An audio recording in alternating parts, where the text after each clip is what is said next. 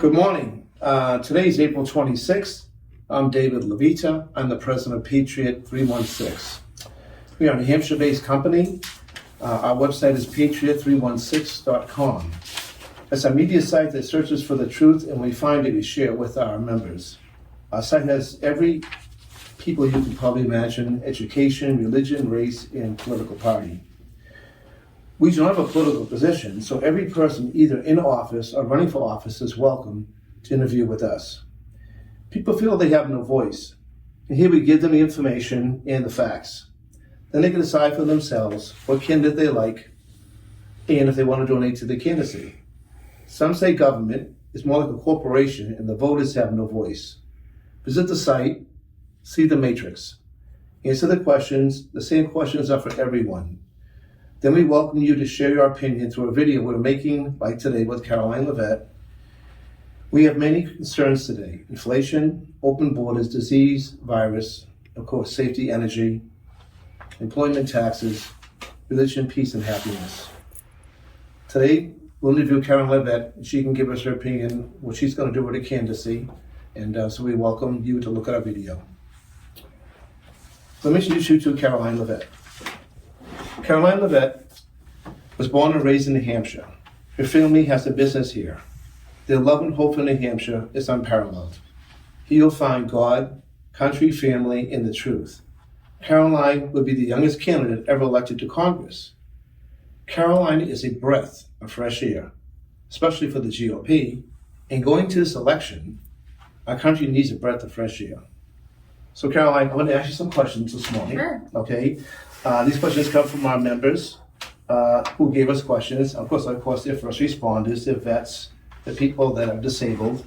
And so one of my first questions is, and thank you for coming today, okay? Thank you for having me. This is wonderful. So one of the biggest questions I have, first, what our readers asked us, what is Congress? Mm-hmm. Well, of course, very simply, Congress is the legislative body that our founding fathers intended it to be, of course, right? Where laws are made, where folks are represented, voted in by the people to serve their home territory. Now, we've certainly seen Congress change, I believe, over the past several decades in our country, and it's one of the reasons that I want to run to represent my home district of New Hampshire in Congress. We've really seen Congress become, as my former boss, President Trump, infamously quoted, the swamp, right? And what does that mean? That means lobbyists, special interest groups, and all of these very, very powerful bureaucratic members down in Washington have a lot of power over our elected officials. It's why we have people on both sides of the aisle, like Nancy Pelosi and Chuck Schumer and Mitch McConnell, who have been down there literally 3 times as long as I have been alive. So Congress is not fulfilling its original duty, as our founding fathers intended, which was to serve the people, to make laws, to pass laws, and to respond to the needs of the American people. They are no longer doing that. We're also seeing the executive branch in the White House now, with Joe Biden especially, really undermining the power of Congress with vast executive orders that largely are unconstitutional. Again, Congress is the governing, lawmaking body of our United States of America, and the folks that are sworn in to represent in Congress are no longer doing their duty, in my opinion. That's why I've stepped up to run for Congress in my home district here in New Hampshire. Well, thank you. Thank you for that answer. Well, let me ask you a couple of questions. Also, can you tell me more about your education? Sure. So I was educated here in New Hampshire. I went to Timberlane Regional School District. I grew up in Atkinson, so I went to Atkinson Academy. Fun fact, it's the oldest co-ed elementary school in the United States of America, believe it or not, right here in my great hometown.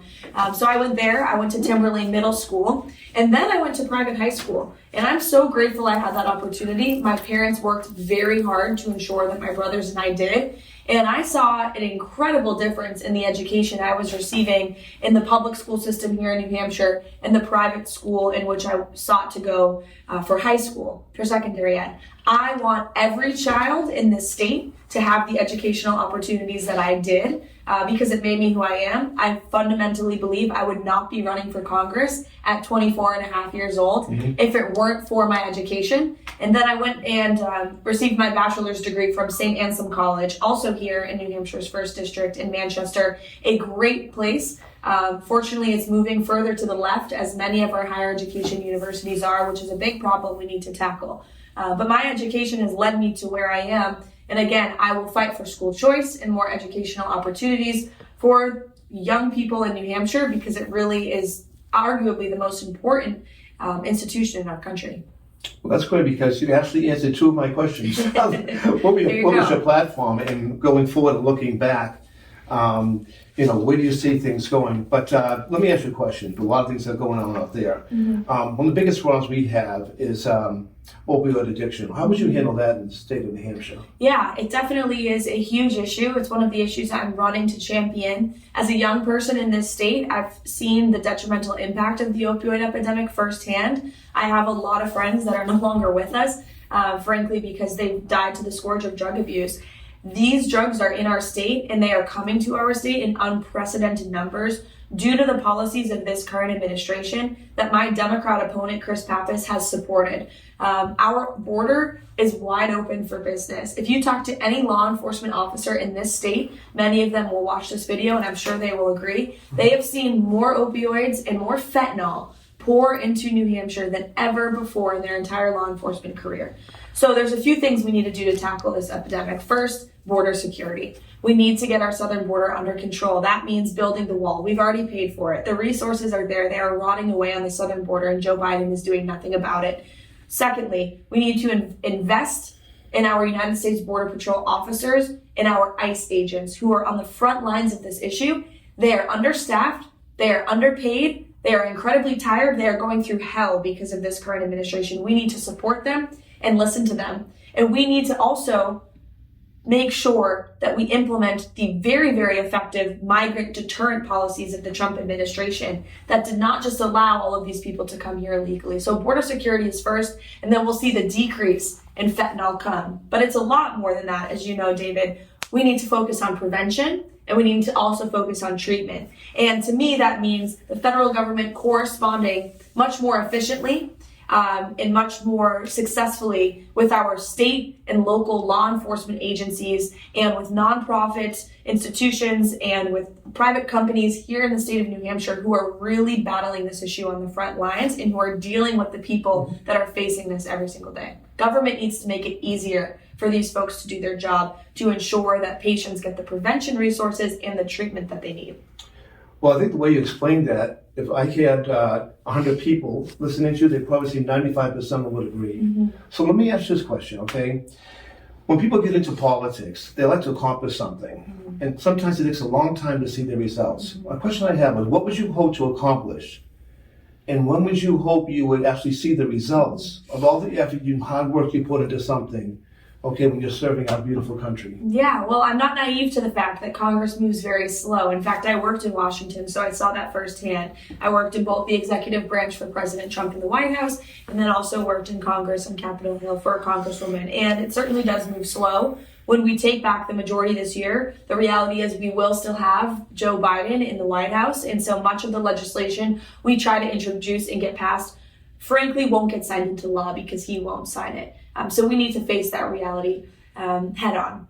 That's why it's very important that we get a Republican president back in 2024. Would the word deep swamp mean anything to you? Oh, absolutely. Right. Deep swamp, deep state. It's real. It's real. It's totally real. And it's all of those it's bureaucracy. And it's all of those folks that work in Washington that are paid off our tax dollars that work in these big concrete buildings and they do nothing. Right? I mean, they're literally mooching off of us, we the taxpayers. So a few things I'd like to get done, if I may, which I understand may not happen immediately. I'm not naive to the process, is got to get rid of these, to your point about the swamp, these federal agencies that are eating up our taxpayer dollars. The Department of Education has to go. Many of our federal agencies should leave Washington, D.C.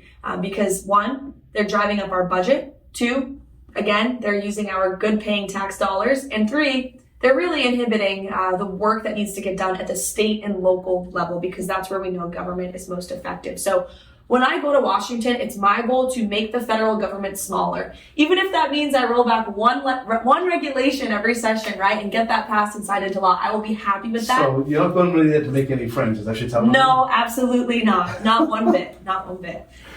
So that's certainly my goal. And then further, as a young person, I really seek to be the young conservative voice that we desperately need in our party. My generation is not believing in any of the values that you and I share: love of God, love of family, love of country, love of service. And so it's really my goal to inspire the hearts and minds of young people across our state and also across our country too.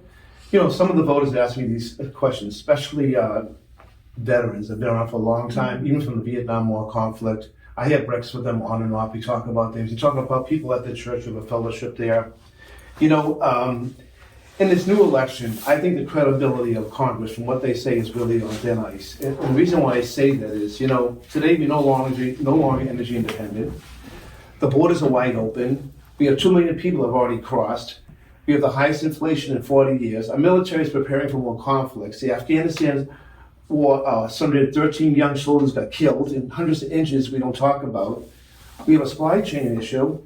The suicide and drug deaths are all-time high. Many people, feel there's no voter integrity. We have rigged elections, ballot harvesting, mail-in voting, no ID in the states, allowing non-citizens a license and ability to vote, which is totally unconstitutional. So what has Congress done? So here we are. Congress' ability to protect the American voters is in great question. Okay, it's in peril almost. What are your comments and suggestions about something like that? Well, it starts by electing good candidates that we believe in. And again, that's why I'm running. Frankly, I got into this race because I knew perhaps one of the Republican challengers would be, and I felt as though if that person were elected, they would not be serving the needs of my home state and my home district well enough. It starts by changing who we vote for. If you want the same old stuff to go on in Washington, D.C., and someone who's going to go down there and beat the drum of the establishment and vote how the party tells them to, don't vote for me, frankly, because that's not who I am, that's not how I was raised, and that's not how I'm going to serve. It's going to take real tough leadership, a new generation of leadership who can go to Washington with fresh eyes, with fresh ideas, and frankly with spines of steel, and say and give a middle finger to the establishment. Really, that's what it's going to take to shake up the system and to get things done and to put pressure on our leadership on both sides of the aisle to really, as we said at the beginning of this interview, achieve a government that is truly for the people, by the people, and that's my goal. So we have 6 people running for a congressional seat right now in this election. This is so important. We're at the tipping point. People kind of lost hope. But they do believe, in God, country, family, and the truth. And believing those things are very important for the livelihood and actually to breathe the breath of fresh air, which you bring to the GOP, like I said earlier, okay? The question would be why should anybody vote for you rather than vote for the other 5 candidates, especially now when donations are so important and money and time slots and television and rallies and everything else. How do we make a decision on who we vote for and why should we go with you and maybe not the other players? Very simple. There is one homegrown, true conservative in this race, and that is me. Okay? I am one of the few candidates that was actually born and raised here. My family business is operating just down the street. Every single vote that I take as a congresswoman will impact every single person that I love. And my opponents cannot say that. They cannot look you in the eyes and say that. It comes down to integrity, conviction, conservative values. And anyone can look at how I've been running this campaign the last 6 months. I have been more vocal on all of the issues than any of my opponents, whether it's the vaccine mandate, whether it's the egregious fact that in America we have men competing against women in female sports. That's disgusting. And I've been a very, very vocal advocate for protecting the integrity of women's sports. Weren't you an athlete that they can call this? I was, yeah. I played college softball, NCAA Division II. Yeah, there you go. So it's personal to me. It's crazy. But I've been very vocal on all of the issues that my opponents tend to shy away from. So if they're shying away from them on the campaign trail, do you think they're going to stand strong when they get to Washington, when the pressure is more? Absolutely not. So folks can look at how I've been running this campaign. We are truly the firebrand, homegrown conservative in this race. That's what New Hampshire needs, and that's why I'm running, and that's why we're going to win in November. Excellent. So I have one last question for you, okay, that our readers have asked us, and basically that is, where do you plan on going the next 6 months?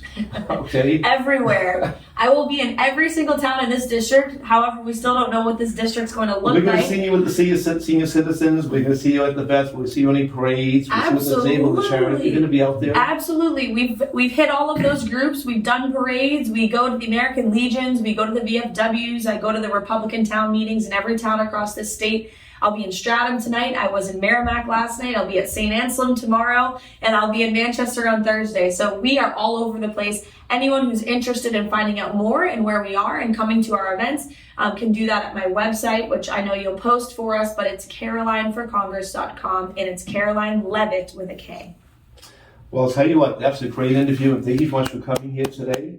And thank you again for your time, your leadership, and love of our country. God bless you and all of your steps. Thank you, David.